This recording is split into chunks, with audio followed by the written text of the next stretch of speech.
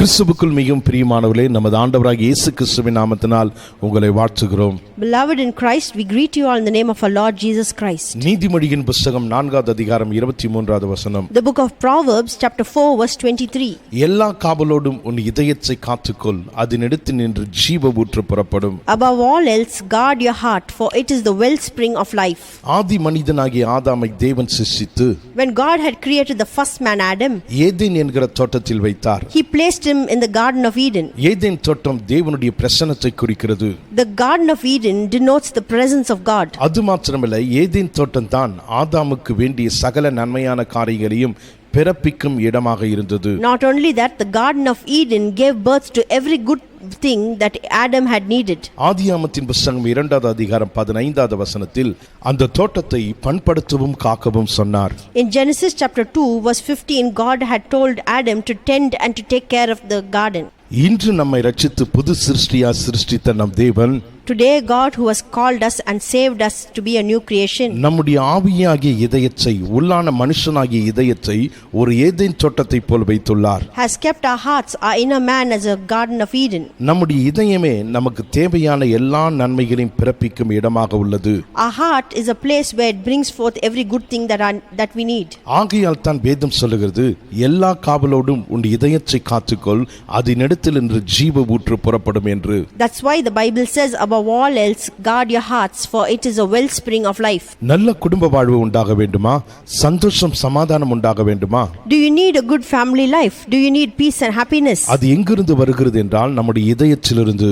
From where does it come? It springs up from our hearts. கைகளின் பிரயாசம் நம்முடைய தொழில் தழைக்க வேண்டுமா? Do you need the work of your hands to prosper? வாழ்க்கையில் வெற்றி பெற வேண்டுமா? Do you need to succeed? நம்முடைய இதயத்தை நாம் காத்துக்கொள்ள வேண்டும் என்று வேதம் சொல்லுகிறது. The Bible tells us that we should guard our hearts. காரணம், நம்முடைய இதயம் தான் நல்வாழ்வை பிறப்பிக்கும் இடமாக இருக்கிறது. For our hearts determine the course of life. இதயத்தில் என்ன இருக்கிறதோ அதுதான் வெளிப்படுகிறது. Whatever is in your heart, it is revealed. 1 பேதுருவின் புத்தகம் 3வது அதிகாரம் 15வது வசனத்தை பார்ப்போம் என்றால், If you read from the book of 1 Peter chapter 3 verse 15, கர்த்தராகிய தேவனை உங்களுடைய இதயங்களில் பரிசுத்தம் பண்ணுங்கள் என்று சொல்லுகிறது. it says, but in your hearts set apart Christ as Lord. பரிசுத்தம் பண்ணுங்கள் என்றால் தேவனுக்கென்று பிரித்தெடுங்கள் என்ற அர்த்தம். It means to be separated for Christ.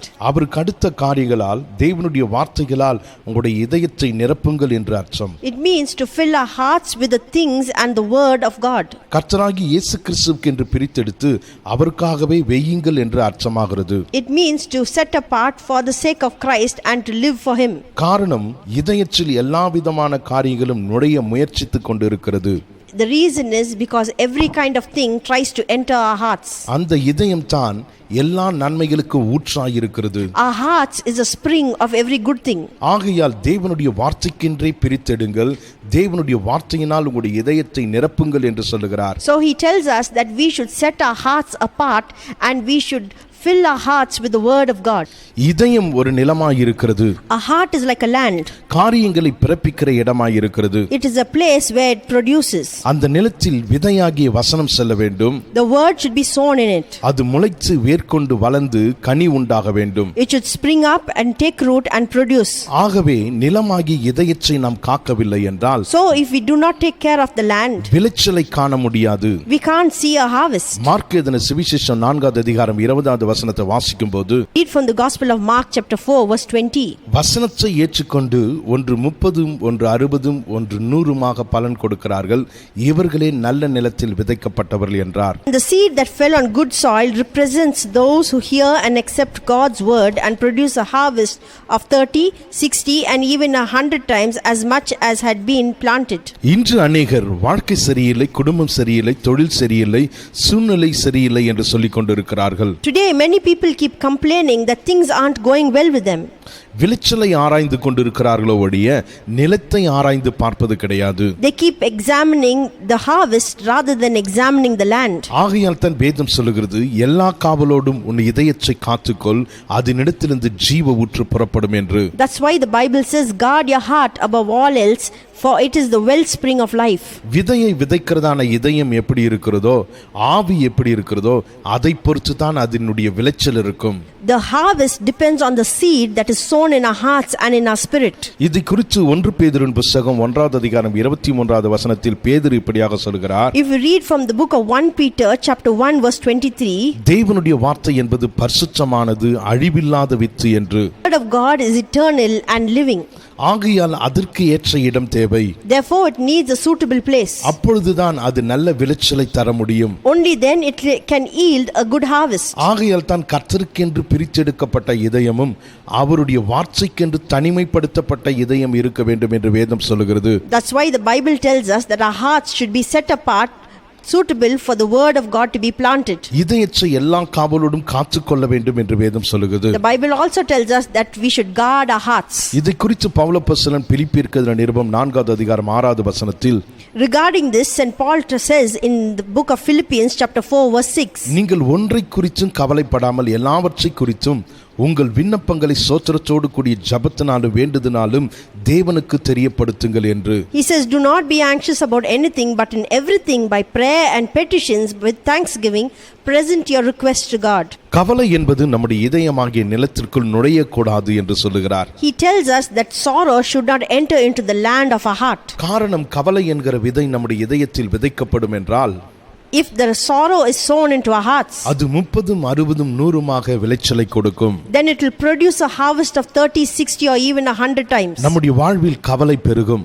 And sorrow will increase in our lives. ஆனால் அதற்கு பதில் ஸ்தோத்திரத்தினாலும் துதியினாலும் நம்முடைய இதயத்தை நிரப்புவோம் என்றால், Instead, if you fill your hearts with thanksgiving and praise, கர்த்தருக்கு அடுத்த காரியங்களை மாத்திரம் நம்முடைய இதயத்தில் வைப்போம் என்றால், and if you only have the things that are after God, வசனத்தை மாத்திரம் நம்முடைய இதயத்தில் விதைப்போம் என்றால், if you sow the word of God in your heart, வசனத்தின் விளைச்சலாகிய சுகத்தையும் பலத்தையும் சந்தோஷத்தையும் சமாதானத்தையும் ஆசீர்வாதத்தையும் நாம் பெற்றுக்கொள்வோம். only then we can receive a harvest of health, wealth, healing and prosperity. ஆகையால் எல்லா காவலோடும் நம்முடைய இதயத்தை பாதுகாத்துக் கொள்வோம். Therefore, let's guard our hearts above all. கர்த்தருக்கென்று நம்முடைய இதயத்தை பரிசுத்தப்படுத்துவோம். Let us sanctify our hearts, நம்முடைய இதயத்திலிருந்து ஜீவ ஊற்று புறப்பட்டு வரட்டும். and let there be a wellspring of life. கண்களை மூடி ஜெபிப்போமா? Shall we close our eyes in prayer? எங்களை அதிகமாக நேசிக்கிற எங்கள் அன்பின் பரலோக பிதாவே, Our loving heavenly Father, நம்முடைய குமாரனாகிய இயேசு கிறிஸ்துவுக்காக நன்றியோடு ஸ்தோத்திரிக்கிறோம். we thank you for your son Jesus Christ. எங்களுடைய வாழ்வில் எல்லா நன்மையிலும் பிறப்பிக்கிற எங்களுடைய இதயத்திற்காக ஸ்தோத்திரிக்கிறோம். We thank you for our heart that brings forth every good thing. எல்லா காவலோடும் எங்களுடைய இதயத்தை பாதுகாத்துக் கொள்ள உதவி செய்யுங்க. Enable us to guard our hearts above all. உமக்கென்று எங்களுடைய இதயத்தை பரிசுத்தப்படுத்துகிறோம். We sanctify our hearts for your sake. எங்களுடைய இதயத்திலிருந்து ஜீவ ஊற்று புறப்பட்டு வரட்டும். Let our hearts overflow like a spring of life. எல்லா நன்மைகளால் எங்களுடைய வாழ்வு நிரம்பட்டும். Let our hearts be filled with every good thing. இயேசுவின் நாமத்தில் ஜெபிக்கிறோம் எங்கள் ஜீவனுள்ள நல்ல பிதாவே. In Jesus' matchless name we pray. Amen. Amen. கர்த்தர் உங்களை ஆசீர்வதிப்பாராக. May God bless you.